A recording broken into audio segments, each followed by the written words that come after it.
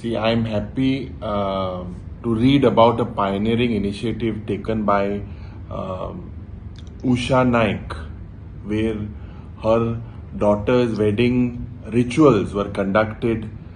Dr. Gautami and Dr. Prathamesh.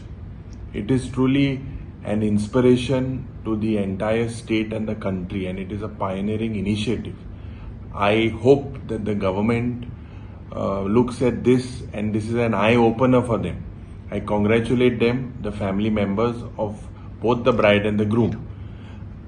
Also, the government should realize that the widow discrimination happening in the state, and Goa should be the first state to get this bill or a law that was told to me by the Honorable Minister of Women and Child, Mr. Vishwajit Rane, and the Chief Minister.